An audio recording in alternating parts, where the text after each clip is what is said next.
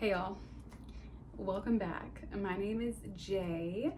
Y'all know the vibes. Like the video, subscribe, and go subscribe to my main channel at Yoga with Jay.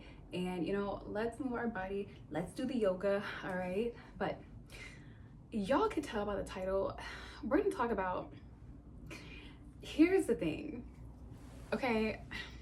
Basically, self-love, self-confidence, all that other stuff.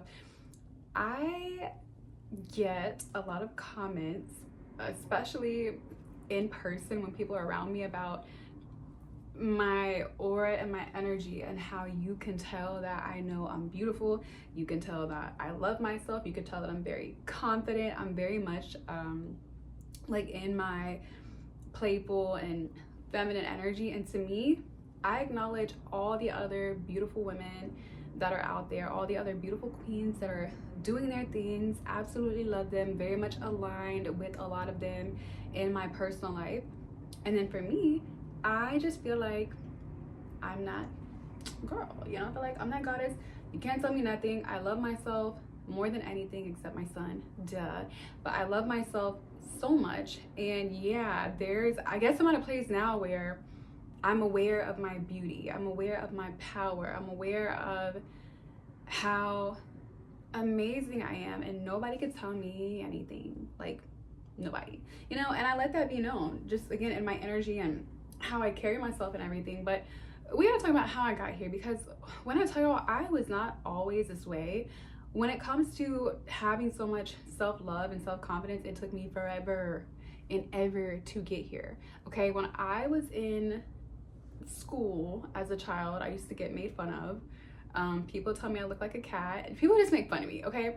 And then when I was 16 is when I entered my relationship with my son's father, which was an abusive relationship. You guys know this if you've been following me for a really long time. And in that relationship, I mean, there was so much emotional, it was physically abusive too, but there was a lot of verbal abuse, with trying to tear me down, telling me, can y'all believe that man used to call me ugly?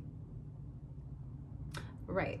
But telling me that I was ugly, telling me that I was worthless. It's just, I think throughout my life, I've had so many people try to drag me down and drag me out of my power and try to like kick me, and project onto me and make sure that I wasn't aware of my power.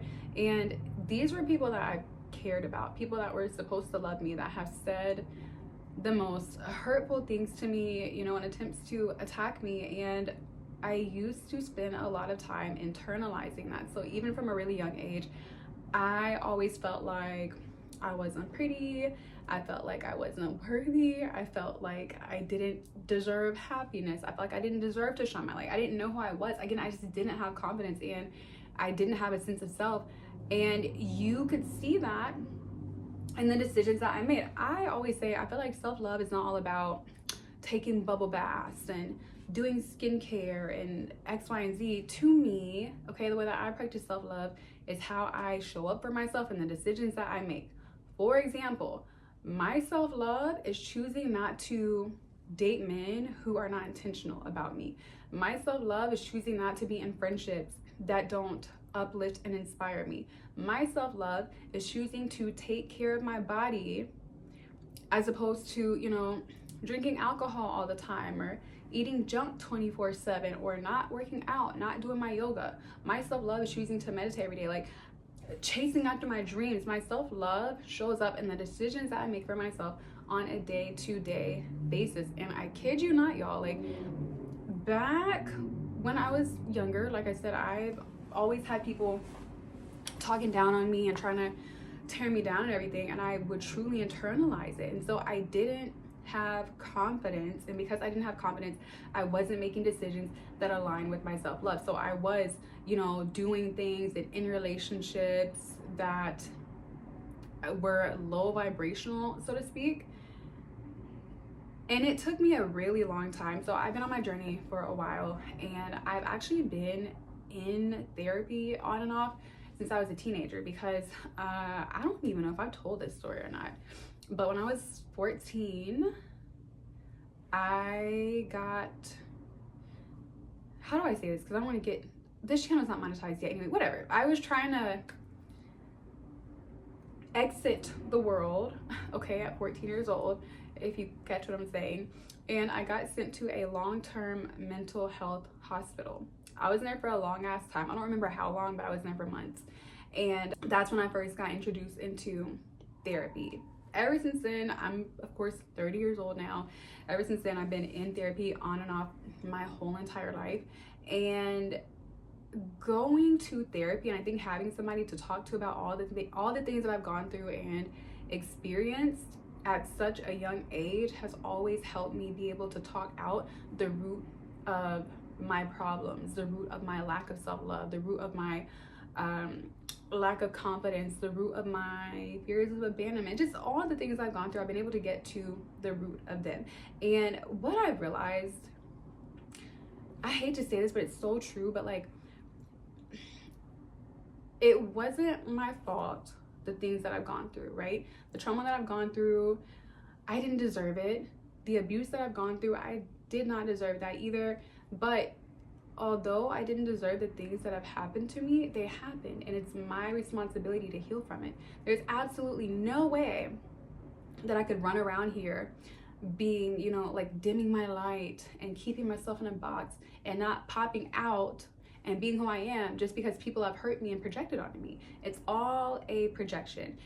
Again, it was a really long process for me, but I had to separate myself from everybody, from everything. I had to spend more time with God or the universe, whichever one you want to call it. I had to figure out who I am, what my values are, what I desire, what kind of life I want to live, what makes me happy, and who am I.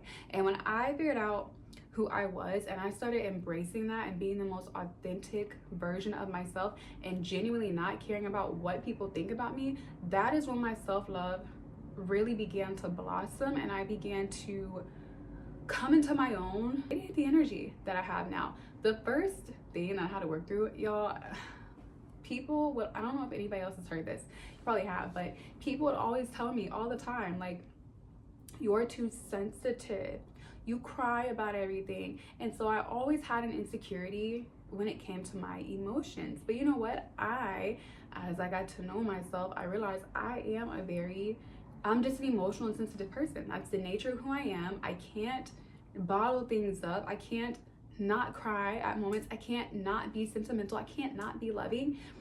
This is who I am. And that's the very first thing that I began to embrace, so much so to the point that, again, I was like, if you don't like it, but you shouldn't be in my life, because this is me. You know, I just developed an attitude that says, this is who I am. I'm not gonna change. The only time I'm gonna change is for me. The only time I'm gonna change is if I feel like I need to be better. But for anybody else out there, I ain't changing shit. Just don't be around me if you don't like it. Don't be around me. You know, I'm not forcing anybody to be in my life. You don't have to be here. And from there, it was so easy for me to not really care about what other people think about me. If anybody ever has anything negative to say about me, or if anybody doesn't like me, I just kind of laugh, because I'm like, one, you probably don't know me. Two, it's probably a projection. And three, even if I did happen to do something, because guess what, we're all the villain in somebody's story.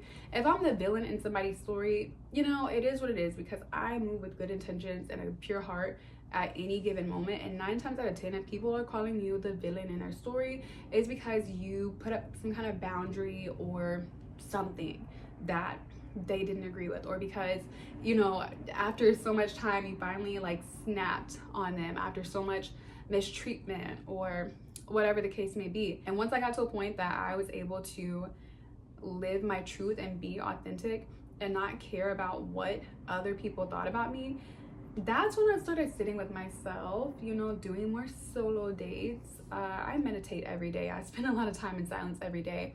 And in doing that, again, it's how I connect with me and I figure out who I am at each chapter.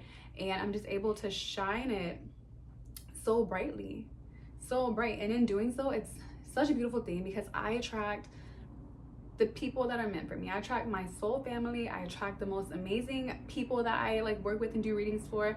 I attract the most amazing friendships.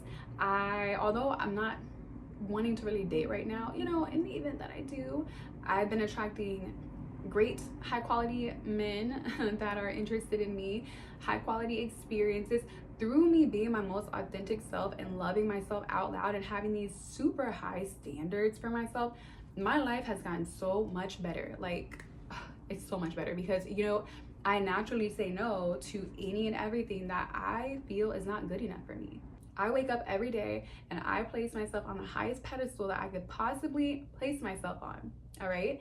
And the relationships, the experiences, the opportunities, literally everything coming into my life, if I'm gonna say yes to it, I feel like it has to be good enough for me. And in the event that I don't feel like something is good enough for me, I have absolutely no problem rejecting it. I have absolutely no problem cutting off a man or removing myself from a friendship that's not aligned, or saying no to an opportunity that I don't feel is good enough for me because I create these standards. It's funny. So this book, it was actually about love. It's called 8 Rules of Love by Jay Shetty. And in the book, he said, we have different value to different people. And when I read that, I was like, oh my God, it's such a simple sentence. But for me personally, I cannot tell y'all how many times, especially in romantic relationships, I've dealt with stuff, you know, back when I was like younger and I wasn't fully aware of my worth. And I would say to myself, I'm so amazing, I'm so great, how could they do this to me? How could they treat me that way? And then when I read that, I was like, oh, okay, yeah, that makes sense. We do have different value to different people. I decided right then and there, I'm the one that decides my value and my worth. And anything that doesn't align with that, anybody that doesn't see that, you have to go. Because I ain't lowering my worth, my value for nothing or nobody. The moment that you do that is the moment that you fall out of alignment, the moment that you begin to get unhappy, the moment that your life begins to fall apart, and then you regret it every single time. I am so big on not being, it's actually funny, I tweeted this the other day. I said, I believe all women should be full of themselves. I do. I believe that all women should be full of ourselves because we go through so much. People like to project on us. It's just, and people always trying to dim our light. I feel like we should shine our light, all of us, as bright as we possibly can. We need to. How many times do we get told, you know, you're too much, you're too this, you're too that? People just want you to tone it down because it irritates them for whatever reason. And, you know, by no means do I have the mindset of everybody should disregard other people. I'm the opposite of that. You know, I love to help people, I love to heal people, I love to pour into people, but I do have a mindset of, in order for me to show up in the world and make a difference to other people, and in order for me to be the best parent, the best friend, the best partner, the best healer, the best at everything I do, I absolutely have to be okay. And so I do have to protect myself. What's that quote? High quality, hold on, it's the wrong one. High standards protect you from low quality experiences. And that is why my standards are so high. Just because somebody may not see my worth, it's not a reflection of me. It's not. And you know, I don't have to accept that. And so I'm not going to accept that. I just don't want to. And even when you get into manifesting your dream life, you have to decide what it is that you want and say no to any and everything that is not that. I have learned the power of saying no. And I say no all the damn time. I say no more than I say yes. And for that reason, I have my peace, I have my confidence, I have my self-love. I'm at a good place in my life.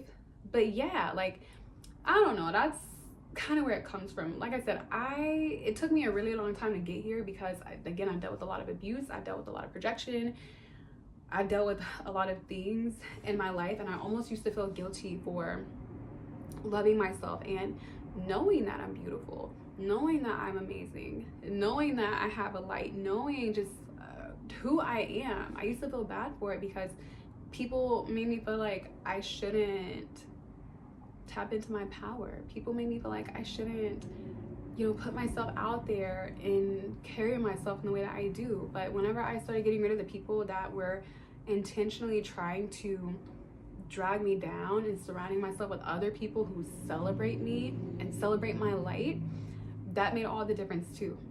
Now everybody around me, I uplift them, they uplift me, we pour into each other. It's just so much beautiful energy, so supportive energy, but I do walk around with my head high every day. You know, every day I wake up, I do my morning routine. I make decisions that reflect how I feel about myself. When I walk into a room, you could feel my energy. You could feel how much I love me and how much I value me. And I'm not afraid to advocate for myself whenever something doesn't align with that. And like I said, it took me, you know, a lot of therapy, a lot of learning boundaries, a lot of learning how to say no, connecting with myself, my gifts, my talents, and just really having to see me. Really spending a lot of time alone has helped with that as well. And now that I'm here, that would never change ever. If you're out there and you're struggling with self-love and almost if you're nervous of like, what if people think that I'm conceited? What if people think that who gives a fuck? Who gives a fuck about what they think? Their opinion doesn't matter. You know your heart.